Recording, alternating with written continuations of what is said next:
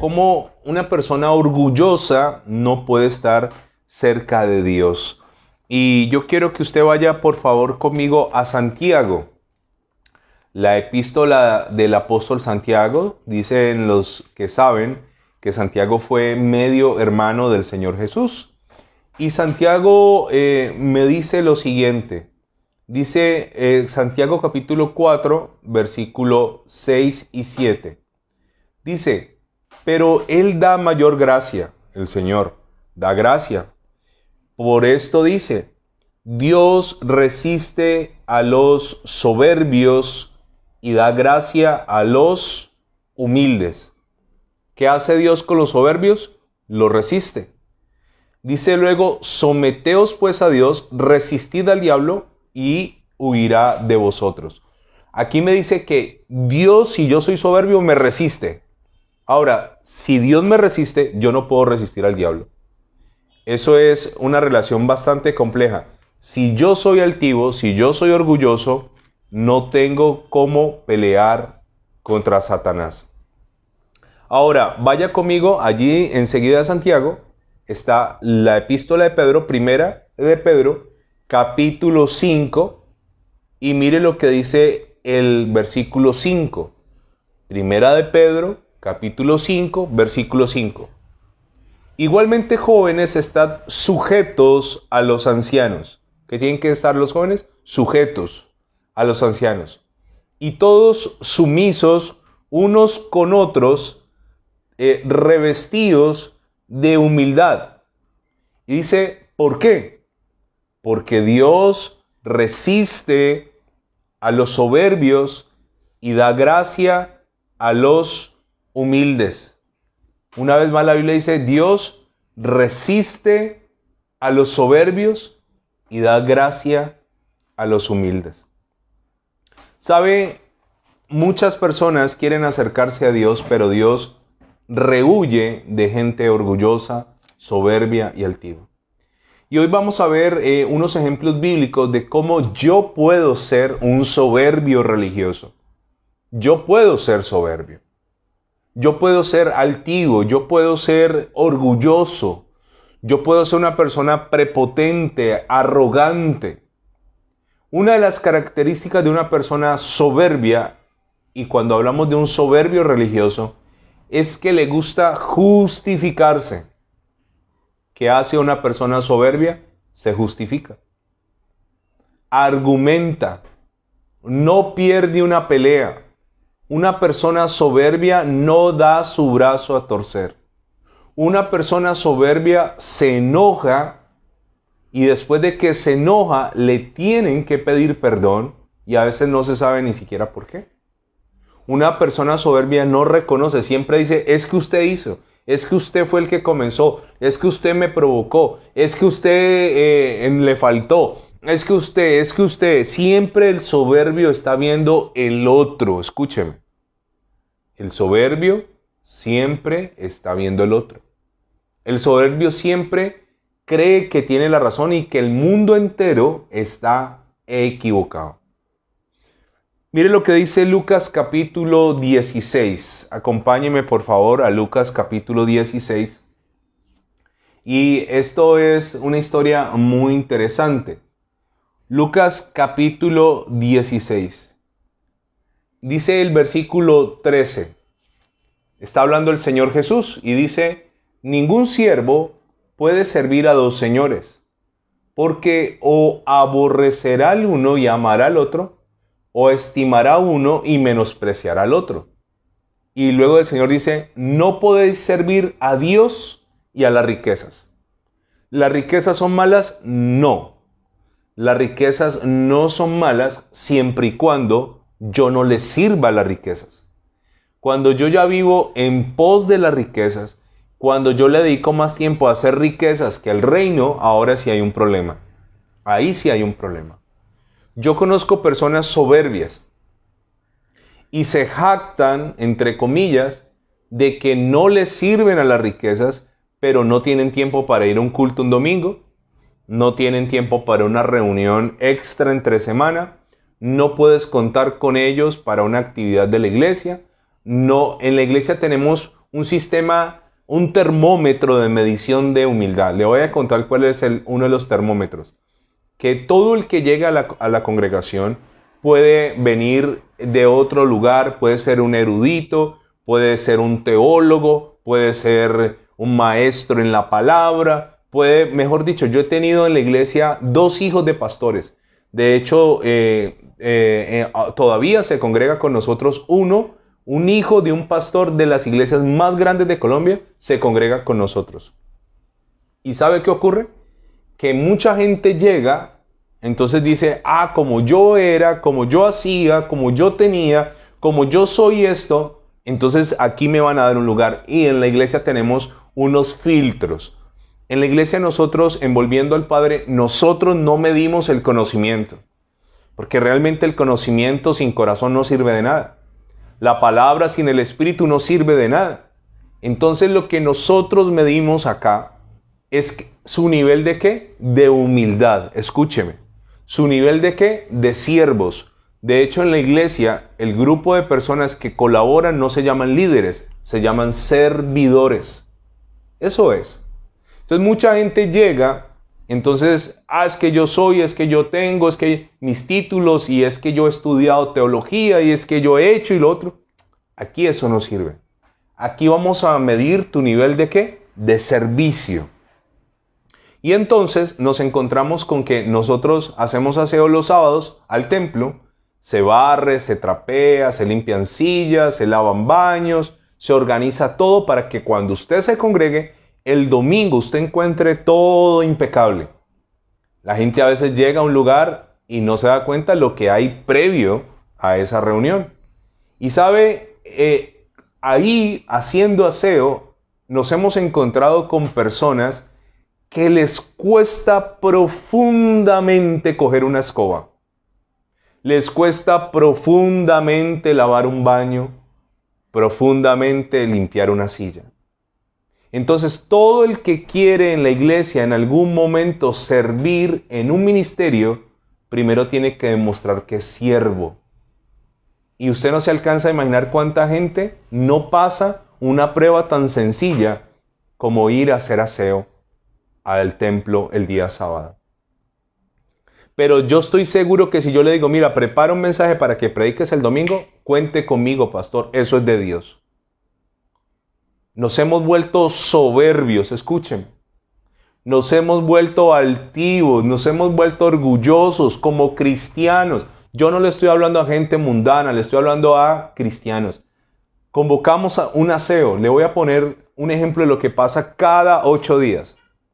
Convocamos a un grupo de chat, quienes están disponibles porque no es una obligación. De hecho, nosotros pudiéramos pagar quien haga el aseo en la iglesia, pero es una forma de medir. Y la gente que está conmigo saben que la gran mayoría de los sábados yo estoy allá haciendo aseo también. Yo no tengo problema con eso. ¿Y sabe qué ocurre? Convocamos la gente y los que van a hacer el aseo normalmente son los mismos. Los demás, todos tienen una excusa, todos tienen un pretexto, todos tienen que trabajar, todos tienen que hacer diligencias, todos tienen que ir a mercar. Todos los que no son siervos tienen algo para hacer porque menosprecian el ser humildes. ¿Sabe? Cuando yo me humillo, Dios no me humilla.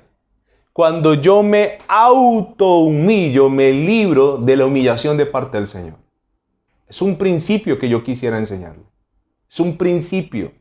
Cuando usted sienta que se está ensoberbeciendo, se le está subiendo la chicha a la cabeza, se está sintiendo elevado, más superior que los demás, hermano, humíllese. Hermano, humíllese. Humíllese. Eso te mantendrá lejos de la humillación que Dios le da al soberbio. Y aquí el Señor está hablando de Dios y las riquezas. Y le quiero contar que como pastor he lamentado profundamente muchas veces que hemos orado, hemos acompañado personas en procesos, le hemos direccionado. Hace un mes comenzamos un curso de finanzas en la iglesia con los hermanos de la iglesia con gente que sabe de finanzas, que sabe de negocios, que sabe administrar. Comenzamos. ¿Y sabe qué me duele a mí? Que cuando esa persona ya sale de una economía de escasez y pasa a la suficiencia y luego a la abundancia y luego a la sobreabundancia, lo perdimos. Su corazón en realidad siempre fue soberbio. Lo que le faltó fue plata para demostrarlo. ¿Qué le faltó? Dinero para demostrar que era altivo y era arrogante. Y el Señor dice en el versículo 14, Él dice, no podemos servir a Dios y a las riquezas. Amarás a uno y aborrecerás al otro. Entonces llegó una conclusión. Si yo amo las riquezas, ¿a quién aborrezco? A Dios. Es sencillo. Ahora, si yo amo a Dios, ¿a qué aborrezco? Las riquezas. Yo no puedo amar las riquezas. No las puedo servir. ¿Puedo tener riquezas? Sí, siempre y cuando no me gobiernen. El versículo 14 dice, y oían también todas estas cosas los fariseos, y aquí subráyelo, que eran como avaros, y se burlaban de él. ¿De quién se burlaban? Del Señor Jesús. Y eran como avaros. El avaro es una persona que quiere tener más. Sabe que con lo que tiene vive bien, pero no quiere soltar un peso. Es mezquino, es tacaño, es miserable. Avaros. Ahora, ¿quiénes eran avaros? Se lo estoy leyendo. Los fariseos. ¿Quiénes eran los fariseos? Los religiosos. O sea, se supone que la avaricia no está en el corazón de una persona que busca a Dios. Se supone, ¿no? Y dice que cuando el Señor estaba enseñando el tema de servir a las riquezas y de servir a Dios, lo oían los fariseos que eran avaros y se burlaban de él. Mire qué tremendo es esto. Yo le quiero contar que yo he visto tanto orgullo a nivel del cristianismo que a veces me asombra cómo podemos ser cristianos o llamarnos cristianos y ser tan orgullosos, tan arrogantes, tan prepotentes. En las congregaciones hay este fenómeno. Y se lo digo porque he hablado con pastores de Colombia y de otros países. Hay un fenómeno, creo yo, que a nivel global. Los que tienen en las congregaciones son, en su gran mayoría, avaros. No dan. No apoyan. No siembran. Ellos dicen que sí. Si tú les preguntas a ellos, mire, yo conocí el caso de una señora que nunca diezmó en la iglesia, por lo menos hasta donde yo me di cuenta. Y ella decía que diezmaba. Mire, es tan tremendo el nivel de avaricia que hay en las congregaciones. Y el Señor se encuentra con que los que se burlan son los que, los religiosos. Entonces el Señor reacciona ante esto y dice, entonces Jesús les dijo, vosotros sois los que os justificáis a vosotros mismos delante de los hombres. ¿Qué le está diciendo el Señor? Ustedes son los que se justifican. ¿Qué estaba pasando? Un fariseo avaro le decía a otro fariseo avaro, tranquilo, este hombre está loco lo que está enseñando. ¿Qué ocurre con el soberbio? El soberbio busca otro soberbio y entre ambos se justifican, se hacen sentir bien. El soberbio le llama al otro, ¿y vos qué? ¿Vos diezmas? No, yo doy una ofrenda. Ah, ok, pero diezmas de lo que te ganas. No, ¿cómo se te ocurre? Es mucho dinero. El soberbio avaro se justifica en el soberbio avaro. Y el Señor sabe lo que está pasando y les dice, vosotros sois los que os justificáis a vosotros mismos delante de los hombres. O sea, ellos quedan bien, ¿con quién? Con la gente. A mí me da risa esto. Hay gente que yo los escucho diciendo, es que yo con mis bienes sirvo al Señor. La gente le cree, pero seguramente tu pastor que te conoce y Dios saben que es una mentira, es una justificación. Y luego dice el Señor, mas Dios conoce vuestros corazones, porque lo que los hombres tienen por sublime, por alto, delante de Dios es abominación. Entonces le dice, sí, delante de los hombres, pero Dios conoce tu corazón. Por eso es que los fariseos nunca se pudieron acercar a Dios, porque eran como soberbios. ¿Cómo es una persona soberbia? Se justifica y busca quien lo justifique. El soberbio se rodea ¿de qué? De soberbios. Para entre todos nos sentimos bien. Yo te echo un poco de perfume, tú me echas otro poco de perfume, olemos rico y ese olor impide que sintamos el mal olor de nuestras obras y de nuestros hechos delante del Señor. Allí mismo en Lucas, vaya al 18, yo creo que esta historia la hemos leído tantísimas veces, pero otra vez viene un fariseo, Lucas 18, versículo 9. Parábola del fariseo y del publicano. El propósito de las parábolas es darnos una enseñanza grande del reino a través de algo simple. Eso es una parábola, una enseñanza común que revela un principio poderoso del reino. Entonces, ¿cuál es el propósito de esta parábola? ¿Por qué el Señor la va a contar? Pues en el 9 me dice el por qué o el para qué. A unos que confiaban en sí mismos. ¿Cómo? Ellos se confiaban que ellos, en sí mismos, que eran justos y menospreciaban a otros, les dijo también esta parábola. Presten mucha atención, por favor. A unos que confiaban en sí mismos como justos, o sea, se creían justos, y menospreciaban a otros. ¿Qué hace el soberbio?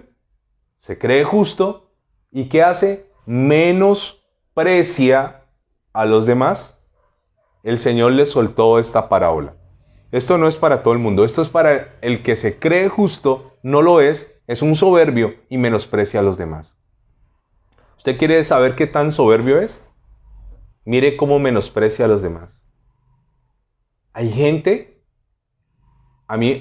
perdón por lo que voy a decir, pero a mí me molesta que te llamen en diminutivo. Claudita, Carlitos, Luisito. Hay gente que te puede decir, ay, Claudita, pero por dentro te menosprecian. Esta no sirve para nada, como está de fea, como el COVID la acabó, la dejó pero en los huesos, la dejó en rines, la menosprecia. Ay, Claudita, ¿cómo estás? Dios te bendiga. La menosprecia, escúcheme. No puedo menospreciar a absolutamente nadie. Entonces, ¿qué tan soberbio soy? Fácil. ¿Qué tanto menosprecio a los demás? Decía un pastor amigo, muy amigo mío, el pastor Yamil, decía, ¿qué cosa más difícil predicarle a un grupo de pastores? ¿Por qué? Porque nosotros los pastores creemos que nos las sabemos todas. Entonces, cuando usted se para a predicarle a un grupo de pastores, todos te miran como, a ver, sorpréndeme. ¿Con qué vas a salir si yo me conozco la Biblia? He predicado 20, 30 años, sorpréndeme. Mire, soberbios. Entonces el Señor va a hablarle a los soberbios. A los que se creen justos, ¿no? Porque es que el soberbio se autoengaña. 2 hombres subieron al templo a orar. Ok, todo va bien. Todo el que escuchó esta enseñanza entendía el concepto. 2 hombres subieron ¿a dónde? Al templo. Subir, ¿por qué? Jerusalén queda en una montaña, el monte de Sión. Allá quedaba el templo. Entonces, se entiende, subieron el monte de Sión, fueron a orar. Uno era fariseo, entonces ya de entrada, uno era muy importante, religioso, y otro publicano. Publicano, recaudador de impuestos, trabajaba para Roma, menospreciado. ¿Quién era un publicano? Para el judío como tal, un publicano era una plaga. O sea, ser publicano era un traidor. ¿Por qué? Porque el publicano era un judío que le trabajaba a Roma y que le cobraba impuestos a sus mismos hermanos judíos. Entonces mire los polos opuestos de esta enseñanza. Un fariseo respetado, Un hombre de ley, un hombre conocedor de las escrituras, un hombre que enseña las escrituras, un hombre que preside las reuniones, un hombre que permanentemente tiene comunión, entre comillas, con Dios, y otro es casi una rata de alcantarilla. Estos son los dos personajes. Ambos van ¿a dónde? Al templo, al mismo lugar. ¿A qué van los dos al lugar? A orar, ¿correcto? Ahora, mire la actitud de un soberbio. El fariseo puesto en pie, bueno, ya ahí podemos con esto concluir. El fariseo, ¿qué postura tenía ante Dios? Estaba erguido. ¿Cómo estaba? Puesto en pie. Simboliza dos cosas. Uno, puesto en pie, me destaco de los demás, soy mejor que ellos. Dos, no me hinco, no me arrodillo, no me postro, porque es que voy a ensuciar el traje, voy a ensuciar el pantalón, voy a ensuciar los zapatos que recién me compré, voy a arruinar la camisa, se me va a arrugar el planchado de la camisa. Entonces hay soberbia en un hombre que se supone que fue a orar. Los musulmanes oran 5 veces al día. Y los musulmanes tienen unos pasos en la oración donde ellos primero hincan su cabeza, luego doblan su cintura, pero ellos en esa postura que van orando, ellos dicen que cuando su frente toca el suelo, ahí es donde Dios oye. Alá oye. ¿Cuándo qué? Cuando la frente toca el suelo. Eso dicen los musulmanes.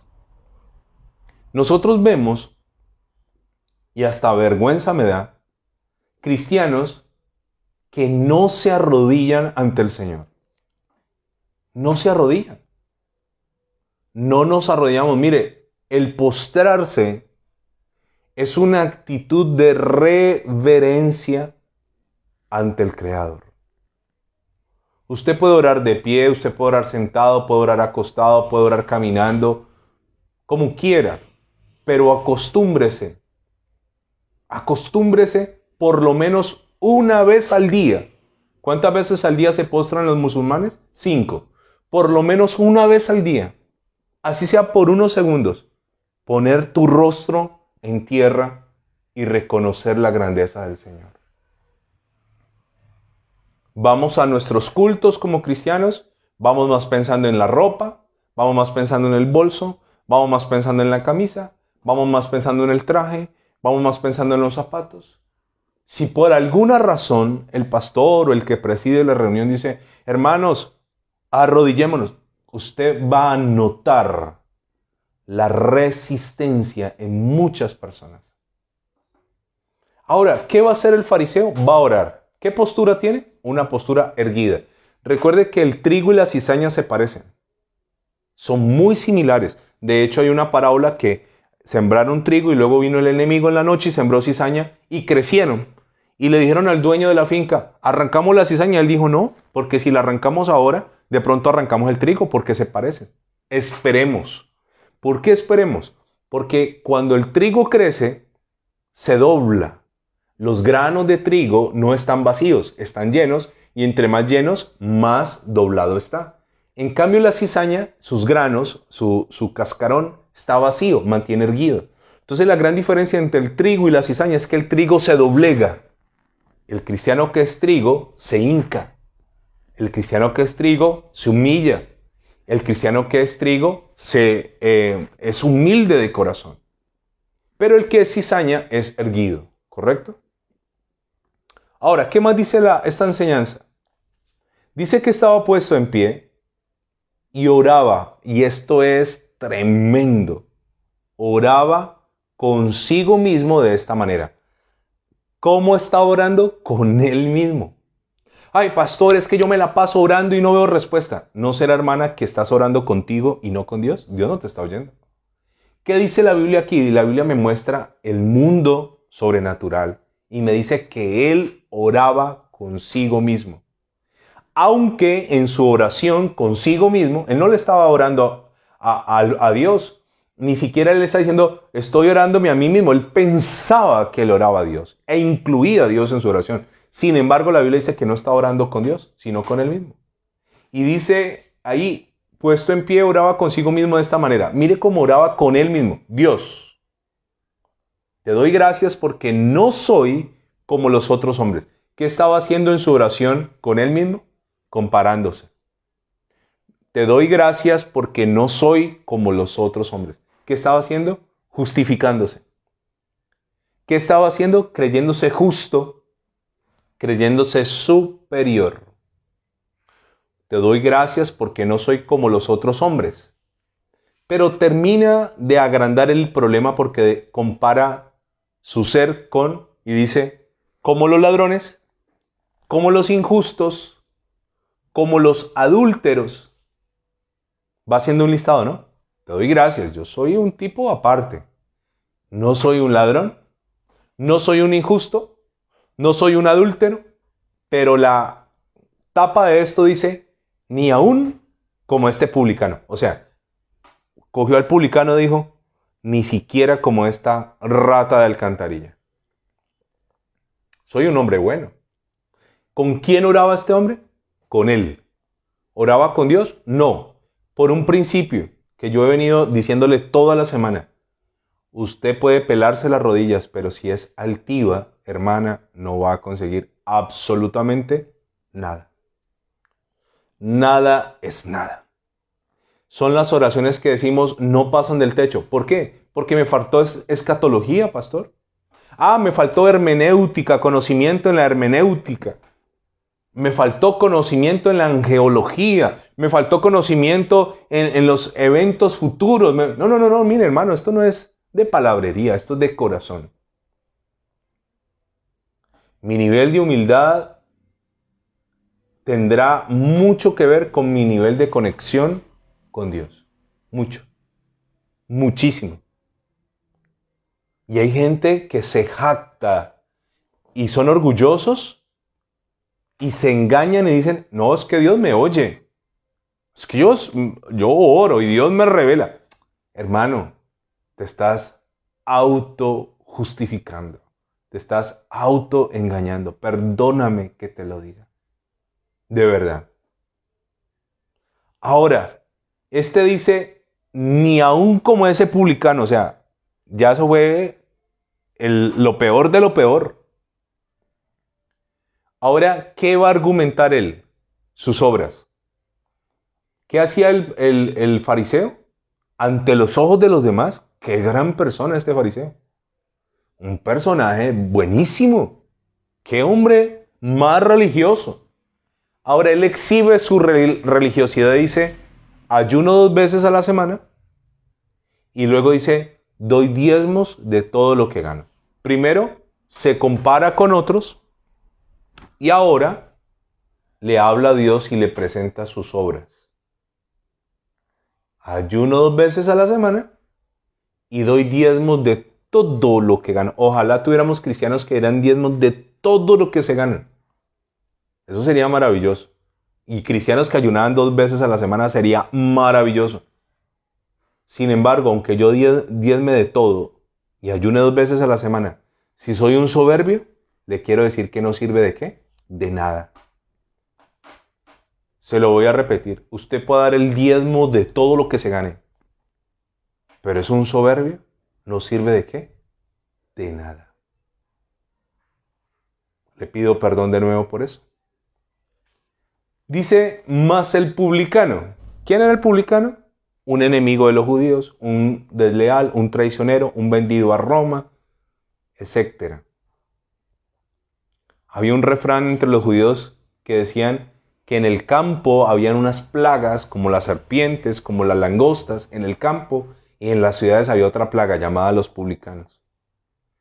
Dice, mas el publicano, estando lejos, no quería ni aún alzar los ojos al cielo, sino que se golpeaba el pecho diciendo, Dios, sé propicio a mí, pecador. ¿Cuál es la postura del publicano? Postrado, no quería alzar los ojos al cielo. Estaba lejos. Y estaba diciendo Dios. ¿Se estaba comparando con alguien? No. ¿Estaba exponiendo sus obras? No. Dios, sé propicio a mí. Y estaba reconociendo algo que a veces no reconocemos. ¿A mí qué? Pecador. Ay, pastor, es que nosotros los cristianos no pecamos. Error, pecamos. Ya no vivimos pecando. ¿Correcto? Ya se supone que ya no practicamos el pecado. La Biblia dice que el que es nacido de Dios ya no practica. Una cosa es practicar, pero no significa que no pecamos. Tenemos errores. Luchamos constantemente. Y se supone que todos los días tengo que estar superándome y creciendo. Pero no nos creamos perfectos. Y luego dice, que tenía esa actitud, dice, os digo, está diciendo el Señor Jesús, que ¿quién? El publicano, descendió a su casa justificado. ¿Cómo descendió a su casa? Justificado. ¿Qué es justificado? Que fue a Dios, Dios lo oyó, Dios lo limpió. Eso hizo Dios. Antes que el otro. ¿Quién fue a su casa justificado? El que se humilló. Y el Señor termina diciendo esto. Y esta es una perla. Porque cualquiera que se enaltece será humillado. Y el que se humilla será ¿qué? Enaltecido. Muy bien. Podríamos terminar allí, pero quiero hablarles de Job. Toda la semana hemos hablado de Job y no quisiera terminar esta noche sin mencionar a Job. Así que le invito a que usted vaya conmigo a la Biblia y vaya conmigo a Job capítulo 38. Job 38. Venimos estudiando que Job era un gran tipo, ¿no? Un buen personaje. Pero era un hombre agrandado. Ya eso lo entendimos, ya si te lo perdiste, bueno, ahí están los programas de esta semana. Job era como agrandado, orgulloso, soberbio. Entonces, tres amigos le hablan, le dicen, uno se llama Elifaz, otro se llama Bildad y otro se llama Eliú. Los tres tratan de reconvenir a Job. Job se justifica. Ayer vimos que él dijo, bueno, yo quisiera saber dónde está Dios, dónde está su trono, su silla. Yo iría, yo abogaría, llenaría mi boca de argumentos y él me justificaría. Pero finalmente es Dios el que tiene que convencer a Job. Job estaba tan equivocado del concepto de Dios.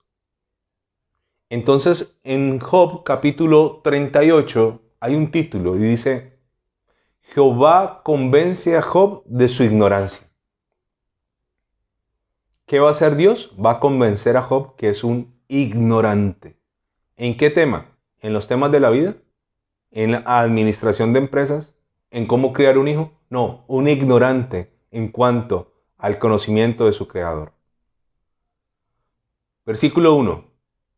Entonces respondió Jehová a Job desde un torbellino y dijo, ¿quién es ese que oscurece el consejo con palabras sin sabiduría?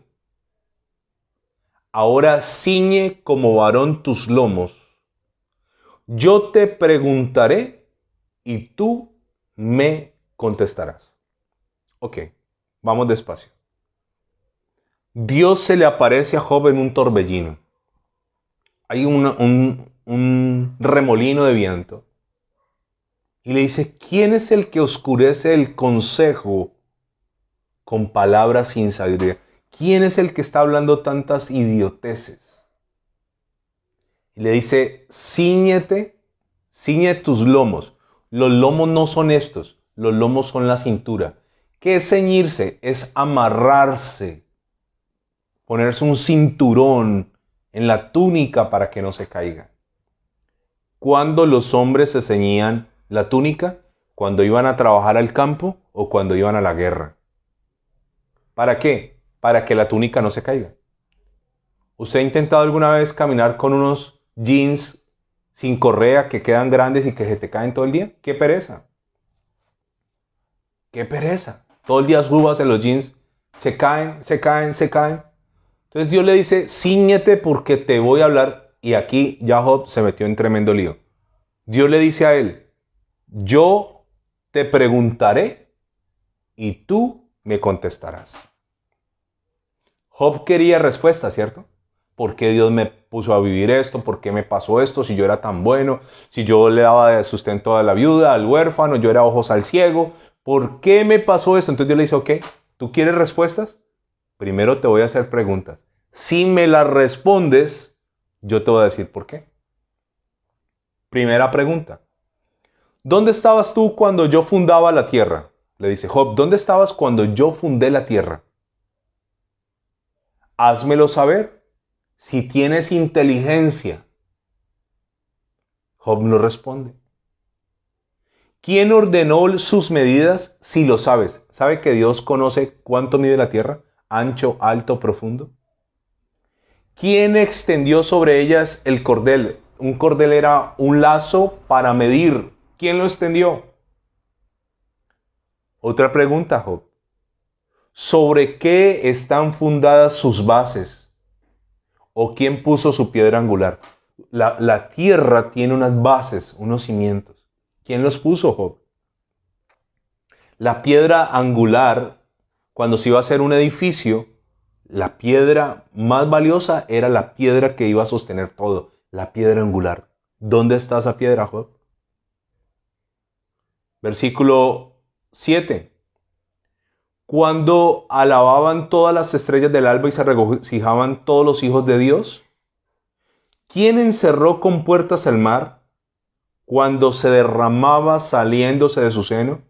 Cuando puse yo nubes por vestidura suya y por faja de oscuridad. El mar Dios lo encerró para que no se salga. Y establecí sobre él mi decreto, le puse puertas y cerrojo. ¿A quién? Al mar.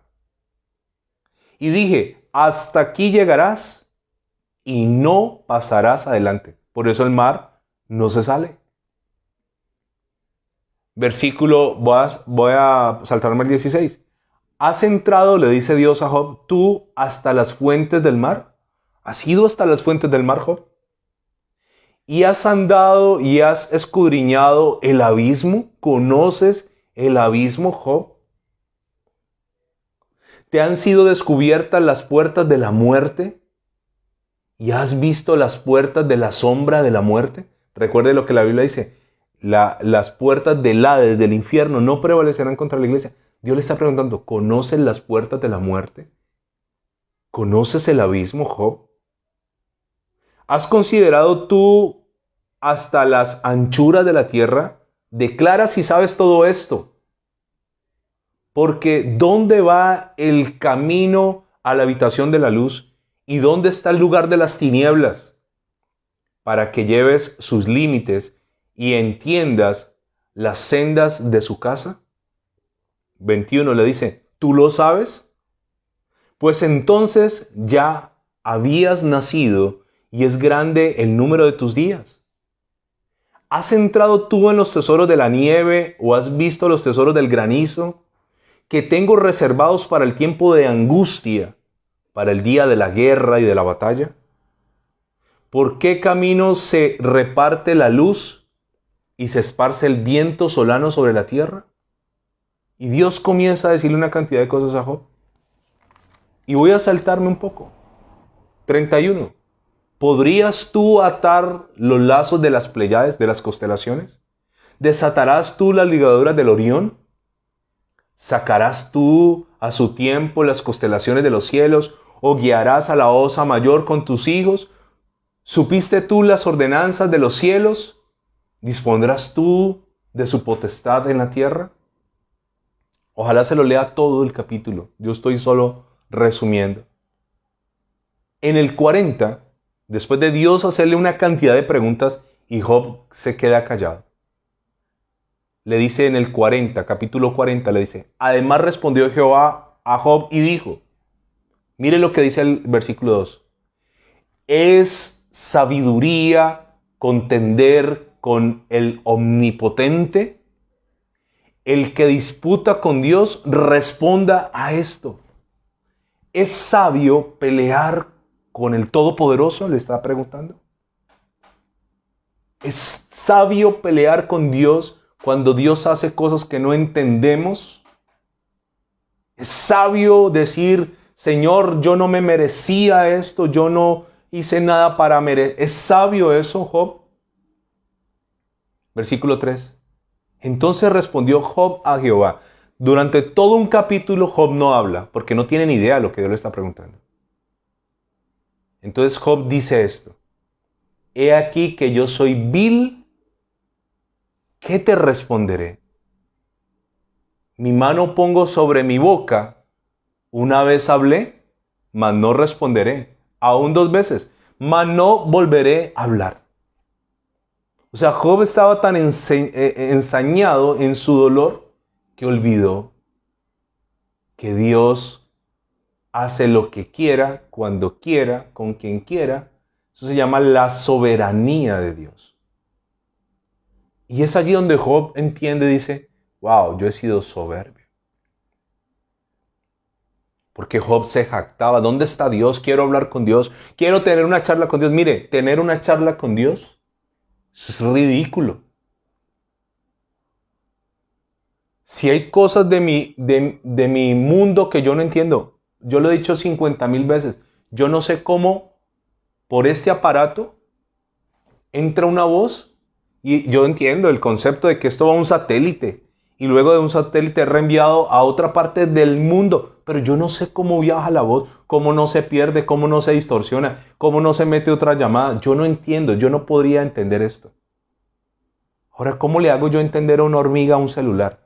¿Cómo le hago entender a una hormiga mi mundo? ¿Cómo le digo a una hormiga que nosotros los seres humanos tomamos un avión, estamos en un país y llegamos a otro en horas?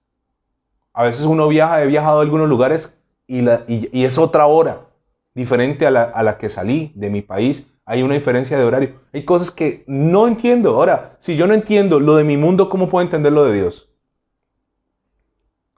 Entonces Dios ocurre esto bien interesante. Y con esto voy terminando. Respondió Jehová a Job desde el torbellino y le dijo. Ya Job dice, entonces Dios le dice, contéstame, háblame. Y él dice, no, voy a poner la mano en mi boca. Una vez hablé, no voy a volver a hablar. Entiende lo ignorante y soberbio que fue.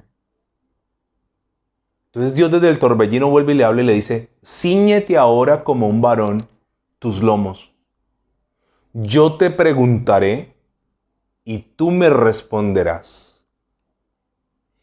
Y le dice en el 8, ¿invalidarás tú también mi juicio? ¿Vas a invalidar, Job, mi juicio? ¿Me condenarás a mí, Job, para justificarte tú? Mire, ¿hasta dónde Job era soberbio? Entonces Dios le está diciendo, tú vas a invalidar mi juicio, lo que yo hice contigo, lo estás invalidando, Job. Y luego le hace una pregunta que creo que es una pregunta fuertísima. Dios le dice esto a Job. Mire la conversación del Creador supremo de todas las cosas con un simple mortal. ¿Me condenarás a mí, Job, para justificarte tú? Porque el soberbio, con tal de no perder, de no reconocer, es capaz hasta de condenar ¿a quién? A Dios. Dios tiene la culpa, es por culpa de Dios. Dios se lo llevó, Dios lo quitó, Dios lo permitió, Dios. Dice el 9, ¿tienes tú un brazo como el de Dios y truenas con voz como la suya? Y Dios está tocando el corazón de Job. Y ahí en adelante Dios le habla del Behemoth, una criatura que es un dinosaurio. Lo más probable le habla del Leviatán, otra criatura marina. Le habla de cosas que Job jamás ha imaginado. Por eso, en el capítulo 42, dice Job, respondió Job a Jehová y dijo, yo conozco que todo lo puedes y que no hay pensamiento que se esconda de ti. ¿Quién es el que oscurece el consejo sin entendimiento? Y aquí dice Job unas palabras bien sabias. Por tanto, yo hablaba lo que no entendía. Cosas demasiado maravillosas para mí que yo no comprendía. Oye, te ruego y hablaré, te preguntaré y tú me enseñarás. No me responderás, quiero aprender. De oídas te había oído, mas ahora mis ojos te ven. Por tanto, 3 cosas. Me aborrezco, me arrepiento, en polvo y ceniza. ¿Qué está diciendo? Me humillo. ¿Usted sabía que cuando en la Biblia usted lea polvo y ceniza, cuando un hebreo estaba pasando en un momento crítico, tomaba polvo y se lo esparcía, porque del polvo hemos sido tomados y polvo somos? Tomaban ceniza y se la echaban encima. ¿La ceniza qué es? Lo que queda después del fuego. Somos nada. Así que cuando Job se humilla, ¿qué hace Dios? Dios lo exalta. Y dice el versículo 12, y bendijo Jehová el postrer estado de Job, más que el primero, porque tuvo 14,000 ovejas, 6,000 camellos, 1,000 yuntas de bueyes, 1,000 asnas, y tuvo 7 hijos y 3 hijas. Y no había mujeres tan hermosas como las hijas de Job en toda la tierra, y le dio su padre herencia entre sus hermanos. Después de esto vivió Job 140 años, después de que estuvo enfermo, y vio a sus hijos y a los hijos de sus hijos, hasta la 4ª generación, y esto me fascina. Y murió Job viejo y lleno de días, alentado hasta los huesos. Padre, te doy gracias. Perdona, Señor, mi soberbia, mi orgullo, mi altivez, mi arrogancia, mi prepotencia, mi autojustificación. Perdónala, Señor. Todas las veces que yo he querido ganar, todas las veces que yo he querido imponerme, todas las veces que yo he querido salir triunfante en una batalla que no debía haber ganado. Perdóname, Señor, por las veces que he cuestionado tu voluntad en mi vida. He sido tan soberbio, tan orgulloso, tan altivo. Te he cuestionado a ti. Tú le dijiste a Job, ¿me condenarás a mí para justificarte tú? Señor, perdona mi ignorancia, porque la persona soberbia es ignorante. Señor, no quiero ser humillado. Así que te quiero pedir que me ayudes a doblegarme, a hincarme. Mis rodillas solo se doblan ante Dios. Sin embargo, la manera de mantenerme humillado es siendo siervo de mis semejantes. Yo no adoro a una persona, yo te adoro a ti. Pero yo debo servirle a los demás. Haz de mí, Señor, un siervo. Haz de mí un siervo, Señor. Te lo pido en el nombre de Jesús. Te doy gracias. Gracias. Porque tu palabra, Señor, nos alimenta, nos conforta. Porque velos se caen de nuestros ojos, vendas se caen de nuestros ojos. Qué bueno que pudiéramos decir como Job, de oídas te habíamos oído, pero ahora mis ojos te ven. Señor, qué bueno que pudiéramos reconocer que estábamos equivocados. Gracias, Dios. Bendícenos si es tu voluntad, con tu bendición, en el nombre de Jesús. Amén y amén.